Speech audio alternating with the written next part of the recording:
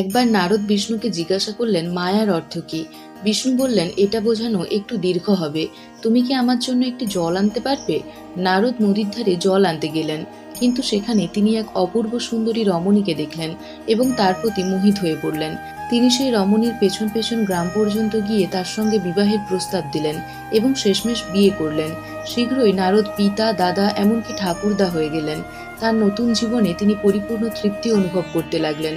হঠাৎ করে আকাশে ঘন কালো মেঘ, বজ্রধ্বনি ও ভারী বৃষ্টিপাত শুরু হলো। নদী উত্তাল হয়ে উঠল, যার ফলে নারদের বাড়ি এবং প্রিয়জনেরা সবাই প্লাবনে ভেসে গেলেন। নারদ নিজেও ভেসে যাচ্ছিলেন। সেই মুহূর্তে তিনি ভীত হয়ে সাহায্যের জন্য চিৎকার করলেন। তখনই বিষ্ণু তাকে সঙ্গে সঙ্গে উদ্ধার করলেন। বিষ্ণু নারদকে জিজ্ঞাসা করলেন, আমার জল আনলে? নারদ বললেন, আপনি এত নির্দয় কিভাবে হতে পারেন? আমি তো আমার সম্পূর্ণ পরিবার হারালাম, আর আপনি এখনো আমায় জলের কথা জিজ্ঞাসা করছেন? বিষ্ণু মৃদু হেসে বললেন, শান্ত হও নারদ, তোমার পরিবার এলো কোথা থেকে? আমার থেকে। আমি এই ব্রহ্মাণ্ডে একমাত্র চিরন্তন ও অপরিবর্তনীয় সত্য। বাকি সবই তো মায়া, ভ্রম। আমার পরম ভক্ত হয়েও তুমি এই সত্যটি ভুলে গেলে। সাংসারিক সুখে মোহিত হয়ে তুমি মনে করলে একমাত্র তোমার দুনিয়া ও জীবনটাই আসল। এটাই মায়ার খেলা।